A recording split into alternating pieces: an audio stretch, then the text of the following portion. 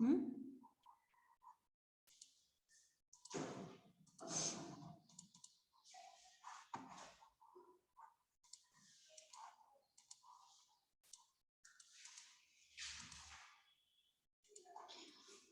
beta, good afternoon. Yesterday we discussed poetic devices. We discussed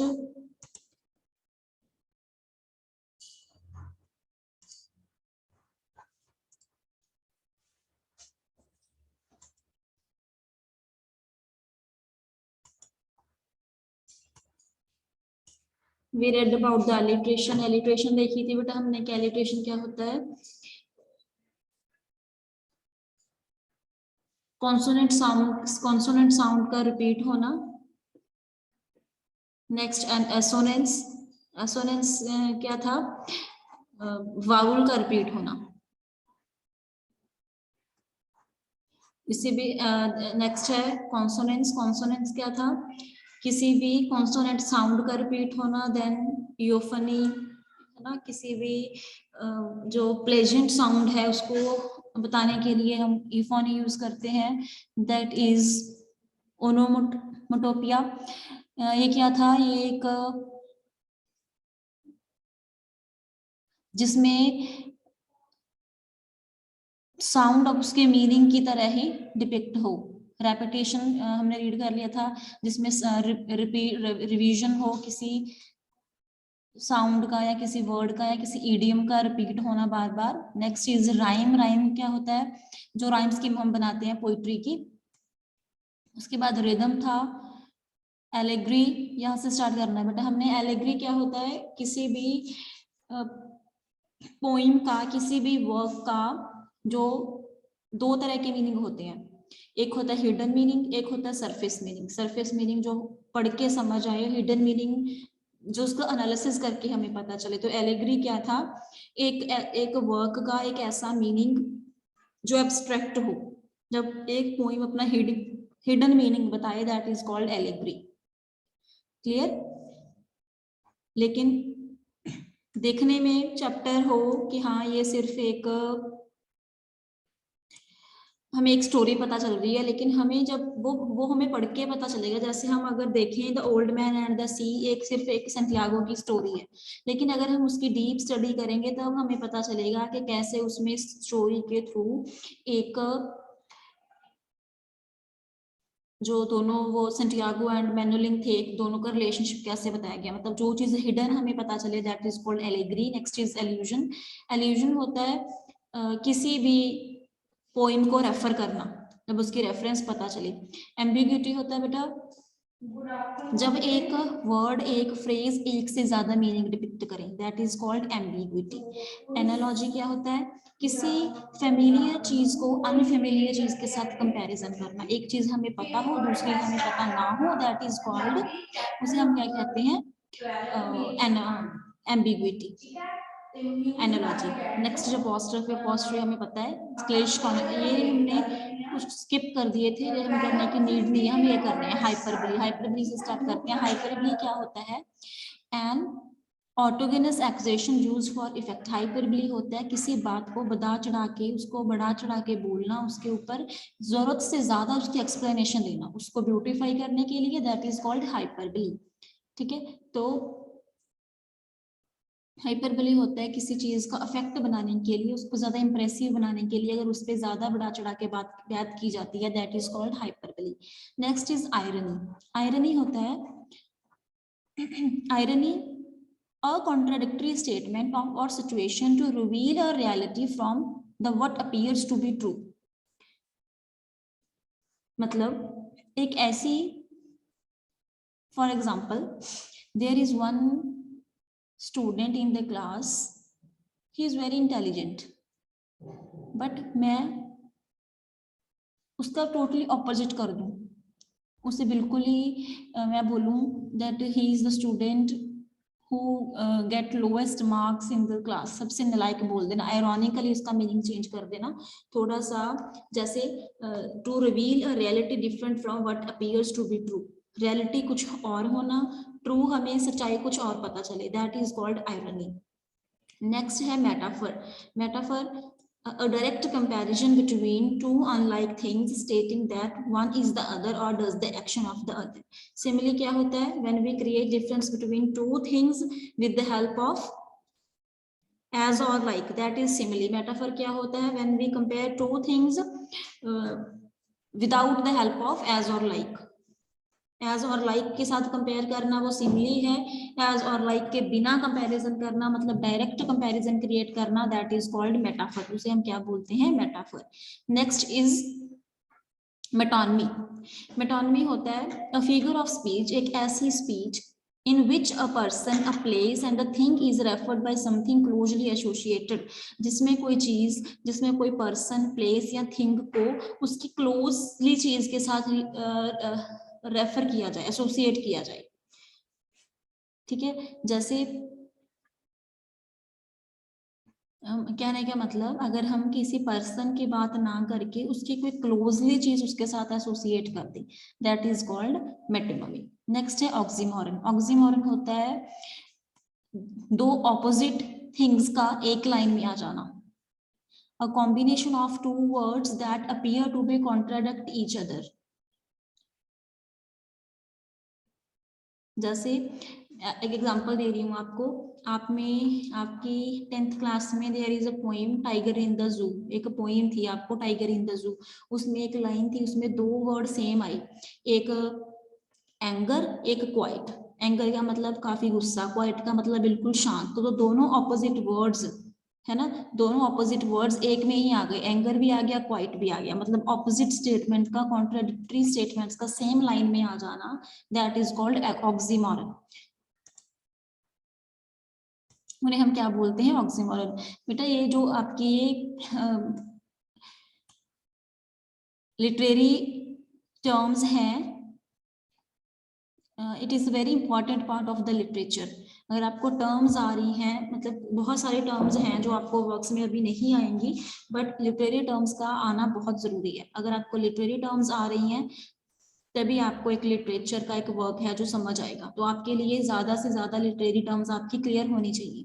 ठीक है, आपकी class का थोड़ा बियॉन्ड टॉपिक है ये, लेकिन आपको आना चाहिए, है ना। चलो नेक्स्ट है पैराडॉक्स। पैराडॉक्स होता है a statement in which a seeming contradiction may reveal an expected truth. Paradox होता है एक ऐसी स्टेटमेंट जो दिखने में कुछ और हो, है ना, रिवील कुछ और करे, लेकिन जो उसका रिजल्ट हो वो टोटली अनएक्सपेक्टेड हो। पूरी स्टोरी में दिखाया कुछ और जाए, है ना, स्टेटमेंट हो, देखने से कुछ और पता चले, लेकिन उसका जो मीनिंग होगा वो टोटली अनएक्सपेक्टेड हो, that is called paradox. Third is personification. Personification is when you compare an object with an animal, और जब आप किसी ऑब्जेक्ट को, किसी एनिमल को, किसी एब्स्ट्रैक्ट आइडिया को आप कैरेक्टरिस्टिक बना दो, ह्यूमन कैरेक्टर, ह्यूमन बना दो as a human, that is called personification. Okay, next है पन। पन होता है word play in which totally different meaning have similar identified sounds, like a firefly in the rain, I am delighted. एक ऐसा word जो totally different meaning, मतलब sound उसकी same हो, है ना, लेकिन कोई ऐसा वर्ड हो जिनकी जो साउंड हो वो सेम होनी चाहिए, लेकिन जो उसका मीनिंग है वो थोड़ा मजाक के वे से हमें डिपिक्ट किया जाए। Next is simile. सिमिली हमने पहले भी डिस्कस कर लिया था, ये कंपैरिजन होता है बिटवीन टू थिंग्स, दो चीजों के बीच जो डिफरेंस होता है विद एज और लाइक, है ना। ही इज एज डम एन ऑक्स, वो एक ऑक्स की तरह डम है, मतलब उसका कंपैरिजन एक ऑक्स के साथ कर दिया गया, लेकिन एज और लाइक का यूज कर लिया गया, दैट इज कॉल्ड सिंबल। आगे है बेटा सिंबल। सिंबल क्या होता है? An external object, event, animal और person to which we have attached extraordinary meaning, significance. जब हम कोई स्टोरी पढ़ी, है ना, जैसे उन्होंने एग्जांपल दी है एक फ्लैग, आपको एक वर्क है उसमें जिक्र आया फ्लैग का, ठीक है, उसमें और कुछ नहीं बताया, सिर्फ फ्लैग के बारे में बताया, तो क्या आप उस फ्लैग को सिर्फ फ्लैग थोड़ी ना समझोगे? क्यों? फ्लैग किस चीज को रिप्रेजेंट करेगा? कंट्री को, है ना। अगर एक लाइन है तो लाइन किस चीज का सिंबल होता है? करेज का, है ना। अगर आपके पास पेन है तो पेन किस चीज का सिंबल है? पावर का। अगर एक वॉल है, वॉल किस चीज का सिंबलाइज होगी? सेपरेशन का। मतलब हर एक वर्क में सिंबल्स यूज किए जाते हैं। नेक्स्ट,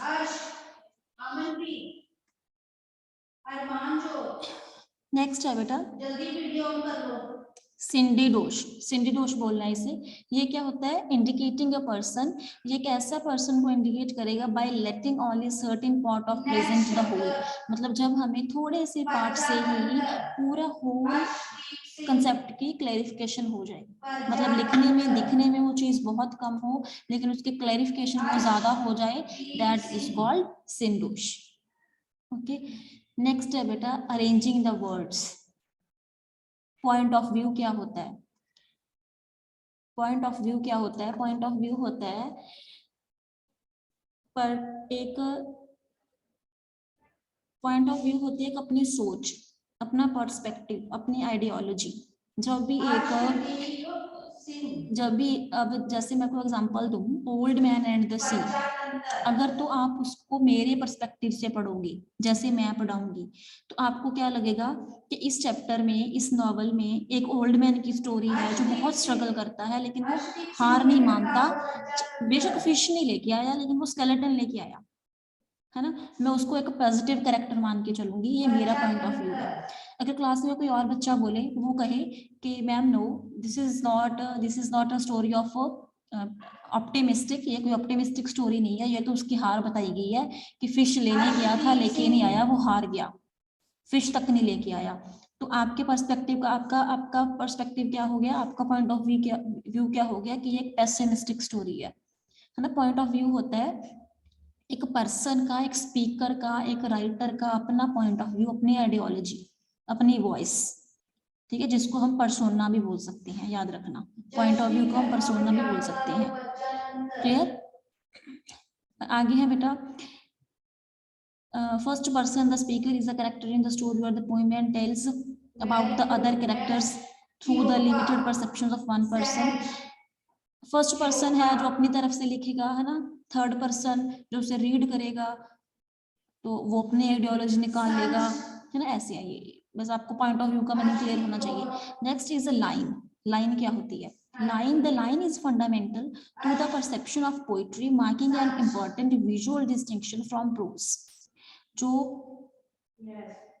एक लाइन क्या होती है? लाइन होती है एक फंडामेंटल टू परसेप्शन, किसी चीज को परसर्व करना, समझना, किसी पोइट्री को, किसी विजुअल डिस्टिंक्शन को प्रोज से अलग मान के चलना। Poetry is arrange into series of units do not necessarily correspond two sentences. जब पोइट्री लिखी जाती है वो सीरीज में अरेंज की जाती है, ना कि वो सेंटेंसेस में की जाती है। तो लाइन क्या होता है? मतलब एक सिंगल लाइन को एक पेज के ऊपर लिखना, that is called line. It occupies more than one line. It remainder it's usually unidentified to indicate that it is continuous. मतलब लाइन का मतलब है आप एक लाइन का स्टार्टिंग से लास्ट तक खत्म हो जाना। अगर वो लाइन वहीं पे खत्म हो रही है तो उसका मतलब क्या है कि जो पोइट ने वन लाइन लिखनी थी, राइटर ने वन लाइन लिखनी थी, उसने अपना कंसेप्ट वहां पे वो खत्म कर लिया। नेक्स्ट है बेटा वर्स। ये आपके लिए बहुत जरूरी है, आपको पता होना कि वर्स क्या होता है। One single line of a poem arrange in a metrical pattern. Verse होता है एक सिंगल लाइन में पोइट्री को लिखना, कोई राइम स्कीम नहीं, कुछ नहीं। A piece of poetry of a particular form of poetry such as free verse, blank verse, है ना। जब फ्री एक लाइन की दूसरी लाइन के साथ कोई राइम स्कीम नहीं फॉलो हो रही, कुछ नहीं हो रहा, मतलब फ्री वर्स है, वो ब्लैंक वर्स है, दैट इज कॉल्ड वर्स। जैसे आप एसेज लिखते थे अभी तक, उसे हम क्या बोलते हैं? Verse. Next is stanza. Stanza आपको पता ही है, जब हम काफी सारी लाइंस को अरेंज करके लिखते हैं, उसमें कोई सेम पैटर्न फॉलो करते हैं, उसकी कोई राइम स्कीम बनाते हैं, है ना। वो फ्री वर्स भी हो सकता है, उसकी सेम लेंथ होती है, सेम मीटर होता है उसमें, that is called stanza. A division of a poem created by arranging the lines into a unit, often repeated in the same pattern of meter and rhyme throughout the poem. A unit of poet lines, the stanza within a poem are separated by blank verse. एक stanza को दूसरी lines, जो दूसरा stanza है उसको black lines दिखा के पता चलता है कि अब ये पैराग्राफ खत्म हो गया। स्टैंजाज इन मॉडर्न पोइट्री, अगर हम मॉडर्न पोइट्री की बात करें तो फ्री वर्स जो है वो सेम लेंथ स्टैंजा के लिए यूज किया जाता है। ठीक है, स्टैंजा और stanza form. Very good. Next शब्द आगे है बेटा आपको, तो आपके लिए पहले आना चाहिए लिमरिक, हेकू, ये सब हमने कर लिया था, सिलेबस में भी था। तो बेटा यहाँ तक जो मैंने आपको करवाया आप यहीं तक ही करना आज के लिए, क्योंकि आपने कल भी क्लास में लगाई थी। ये 2 स्टूडेंट्स आर देयर, हुसन, खुशी हैज लेफ्ट। तो बेटा मेरे अकॉर्डिंग आप यहीं तक आज प्रिपेयर करो, आपको क्लियर होना चाहिए कि एसोनेंस क्या है ना, एलिट्रेशन क्या है, कॉन्सोनेंस क्या है, यूफनी क्या होता है, रेपिटेशन क्या है, राइम क्या होती है, राइम स्कीम कैसे बनती है, रिदम है ना, और एलेग्री क्या है, अपॉस्ट्रोफी क्या है, एनोलॉजी, कॉनोटेशन, कंट्रास्ट, डेनोटेशन, है ना, these things should be clear to you। Hyperbole, irony, metaphor, oxymoron, है ना, ये पन कैसे यूज करते हैं वो, है ना, थोड़ा फनी बनाने के लिए। पर्सोनिफिकेशन का भी यूज होती है, पैराडॉक्स का भी यूज होता है। तो only these topics are enough for today, आज के लिए इतना काफी है। उसके बाद जो है हम point of view, line, verse और स्टेंजा, यहाँ तक आपको हर एक चीज क्लियर होनी चाहिए कि क्या होती है। नेक्स्ट क्लास में हम डिस्कस करेंगे कि स्टेंजा की कितनी फॉर्म्स है, स्टेंजा कैसे बन सकता है। ठीक है, तो यहीं तक अच्छे से प्रिपेयर करके आना। जो वैसे बेटा आज मैंने आपको करवाया वो समझ आ गया हुसन? से यस और नो? Yes ma'am. सफिशिएंट है आज के लिए इतना जो मैंने करवाया? Yes ma'am. सफिशिएंट है। बाकी हम कल कर लेंगे, कल नहीं होगी आपकी क्लास, अब होगी थर्सडे, सैटरडे, सॉरी वेडनेसडे होगी, वेडनेसडे स्टार्ट करेंगे। तो तब तक के लिए सारे अच्छे से देख लेना, सारे पोएटिक डिवाइसेस आगे नहीं कंटिन्यू करेंगे। वैसे पोएटिक डिवाइसेस काफी हैं, 100+ है। ये तो मुझे एक पीडीएफ मिली तभी हमने शेयर की।